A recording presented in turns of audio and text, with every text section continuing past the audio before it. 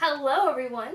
We are back, and we are talking to Kortney Van Sant, and we are talking about her verse that she used for her testament. So if you want to go ahead and read that, that would be wonderful. Sure. The verse that I chose for my testament was Psalms 3:3-4. It says, "But you, Lord, are a shield around me, my glory, and the one who lifts up my head. I cry aloud to the Lord, and he answers me from his holy mountain." Ooh. Powerful, right? Oh, for sure. You know, I keep saying powerful. There's They're all power. powerful, are they? Power in the word. There's power in the Yeah. word. There's power in the word. Yep, that's right. Yeah. But, so that was your verse that you picked to kind of, was that a verse that you picked to surround it, or did you kind of have it and then you had to look for it, or how did you do that? It was fitting for the whole testament. From the beginning to the end, from crying out to him, and it's like when you're in that moment of prayer where you're just like almost pleading for him. Yeah. Because you know that he's your shelter. He knows that you know that he's your strength, and he's the one you call upon. Yeah. I like that, because there were many times in your life, as in ours, right? Yes. That we scream and cry out for strength. Yes. Yeah. Many times. So what other, I don't know, did you have a question that you wanted to ask? So without like going too deep into it or anything, but like what was, with that verse and with your testament, what was something that you wanted the ladies to get out of what you had to say? I think a lot of times when we're in those moments of anguish and we're crying out to God, our faith may not be where it needs to be. So while we're crying out for him, it's that belief of knowing that his glory stands firm, that he is there in that moment. It's not just a plea for help. It's a plea for the answer, for his will, for rest, for peace. It's not just a need to get out of that bind or that situation. Oh, that's usually our prayer, right? Oh, absolutely. Right now. Get me out of this, Lord. Yeah. I know.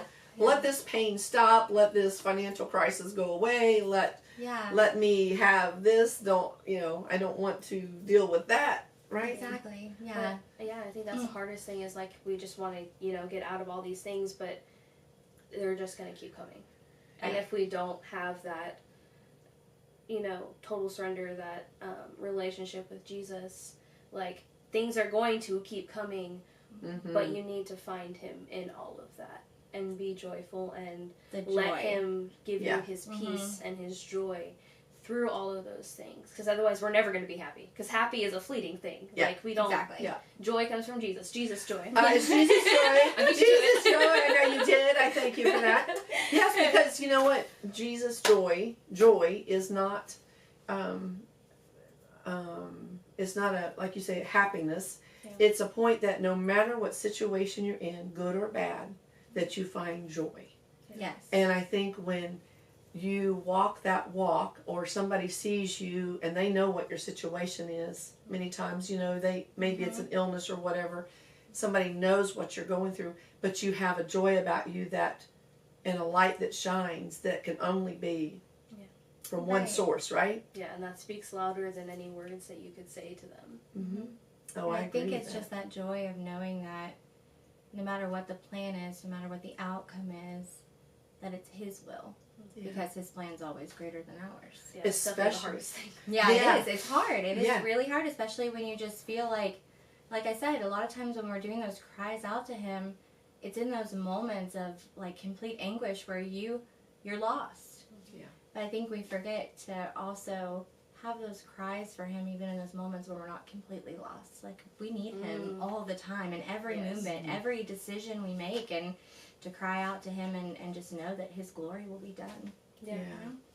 Well, I think that one of the things we wanted to do, and one of the things that ended with our theme verse, was to, everything he did was so that he would be glorified through us. Yes. So if we allow ourselves to walk with him and to shed that light, and to, this is the other thought I had, is thinking about every trial that you might have. is growing you for the next trial that you might have. Absolutely. You know, I think back on jobs that I really wanted one time and I didn't get it. And then I worked my life.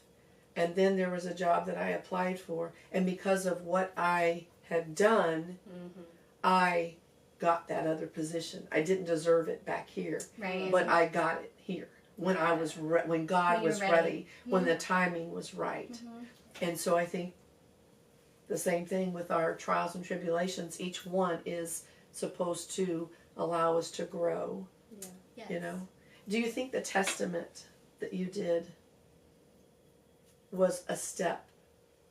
I don't know. I've got emotional again. But anyway, was a step towards doing His will and finding His will. Is that it? Did I throw you that with that question? No. I mean, absolutely. I think in anything that we do that's glorifying God, that He puts us in an uncomfortable situation. Because, I mean, it's not like I was like, I got this, like, no problem. Just throw me out there, you know? I think we learn lessons, and I think He reveals something to us. I know I wasn't expecting to get, not to say I wasn't expecting to get as much out of the retreat, but I was expecting to be a hostess. I was expecting to tell my testament and be there to pray for other women. Oh, yeah. And You didn't need to get it. What did I need to get out of this, right? Yeah. I'm pouring into them. They're not pouring into me. Yeah. And I think that, you know, having ladies come up and ask, you know, thanking me for sharing, you know, of course, is showing me that I did what God had called me to do in this moment. But I think also hearing God speak to me afterwards and just that reminder of, yes, I was reminding these ladies of surrender. Yeah. But I sometimes forget to do that daily surrender. Yeah. And, you know, like I said, big moments, of course. You know, you want to surrender it all to Him. Illness, marriages, families, all of this. You want to surrender all those big issues to Him. We forget to surrender all that small stuff every day. And that's where I feel like God really, I had growth. Yeah. And, you know, He'll use that for something down the road too. He will.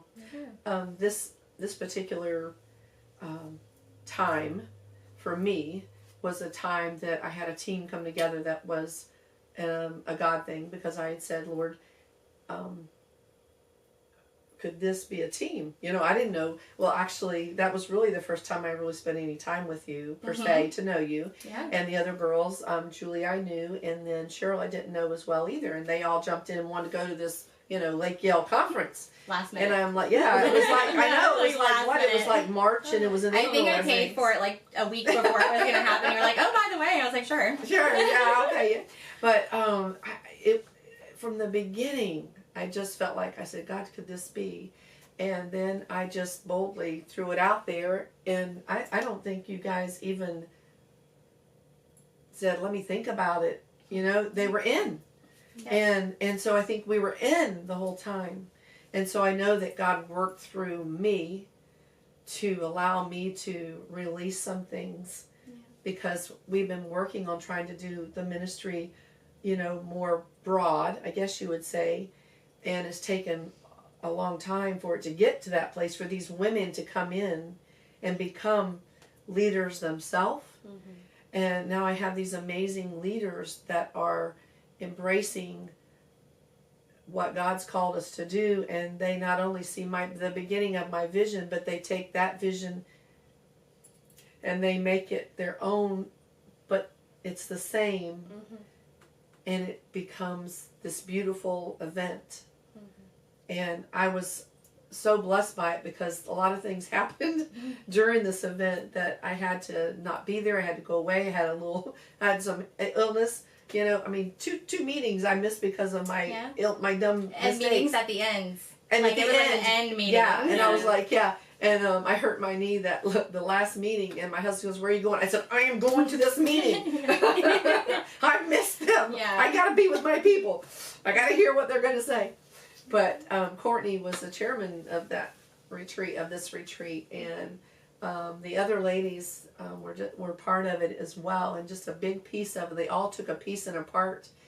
And I think that's how God works. And He says, you know, that we all have... We're the body. We are. We are the body. That's right. And just like, you know, Pastor Zeb has preached on it many times of, you know, like, you have to have all these parts to make it work. Mm-hmm. And if we're the body and we are the same. church, like, we're God's people. Yeah. And if we're the church, then having all this work together, it's like God put this perfect little, like, Frankenstein Oh, he creation did. together He with did. us, you know? Yeah, and we are in different seasons, you know. Yeah. I mean, I have grandchildren that are grown. You have children that you're still raising. Yeah. I think Cheryl's are grown. She has Yeah. grandchildren, and Julie doesn't have grandchildren, but she has a grown daughter. And so, I mean, and then Jen, she's in our little pre-stage, right? She has a whole group of kids that are Yes. 13, 14, 15, 16. That I love very much. Yes. Yeah. She has been thrown into as our youth minister's wife, but a man in ministry does not minister without his partner. Yes. And, Yeah, it's, you know, that's another piece, you know. So I just think God has just really done a lot. His hand was in every part of this. Yeah. In the beginning, I mean, it just went. There were parts that were just so effortless, and I Yeah. think the parts that Yeah. were hard were those vulnerable parts for us. Yeah. It wasn't putting it together. It wasn't deciding who was going to sleep where. It wasn't. It wasn't the centerpieces. It wasn't the food. Like, we had the food plan. Yeah, we had yeah. everything Tacos just done. Like, it was so effortless in those Yeah. areas. The part was just letting God use us. Yeah. So that we could speak the words and give the message that he wanted the ladies to receive. Yeah. And all the pieces and parts came together, and our stories were different.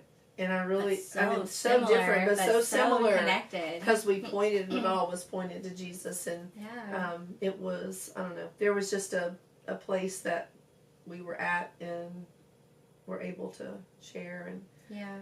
I just think that, just like you say, what was the last part of the verse? Was that glory? Where it talks about, well, it says, you know, he'll a shield around me, my glory. He's the one who lifts your head. But the last part I love the most because it says, I cry aloud to the Lord and he answers me from his holy mountain. Yeah. And that's where in that moment, you know, feeling God comfort you and his arms around you and embrace you, and he does. Yes. And he hears that. He hears it. He's always with us. We had 5 different situations. Mm-hmm. God was with each one of them. Yes. And what was the last song we sang that you sang so beautifully? Just Beheld. Just Beheld. And I just, you know, I've heard that song before when I was like really heard the words. Yeah. All of this stuff, but just be held by him. Yes. Right? Yeah. Yeah. Amazing. It was. So we did a good job. I think so. Because it felt not only, I don't know, it felt good inside. It did. It really did. I know the morning of the retreat, you know, like we said, the storm and all the craziness and changing everything, but Yeah. I didn't feel stressed. We had already made the plan. I said, what's the backup plan? Yeah. We already had it. But I woke up that morning feeling the most joy, and I mean, Jen can attest to that because we spend a lot of time together. But she can attest to that, and I was just in the best spirits, just like God, like just like the Holy Spirit, it just kind of filled me, and I was just bouncing around, so much energy, and just ready to just do God's work. I mean, it was just, it was good. It was like God reassuring that this is going to be wonderful. I've got it, he said. Yeah, and he's like, no worries. Like, we didn't let anything hold us back from doing his, you know, doing his work. Yeah, there's freedom in the surrender. Absolutely. There is. Yeah. Absolutely. Yeah, I guess we could do a cheer with that. S-U-R-E-N-D-E-R. But usually that's how we do it, right? S-U-R-E-N-D-E-R. Yeah. We do it, but we got to do Surrender. surrender. Yeah, Yes. we got to be bold. So anyway, we've done some of that this weekend. Oh, yeah. And I'm grateful and thankful for Kortney and all that she's did to help come that together. And it's been amazing how God puts things together. Yeah. In his time. Yes. This was the right time. So listen, we're going to bring in one more. Yep. And it's been a great time to have opportunity to Thank you. hear what your thoughts were. Thank you. Thanks for trusting me, too. Mm-hmm. Oh, yeah. Yeah. Oh, yeah. So we'll catch you on the flip side, right? Yep. See you later. Bye.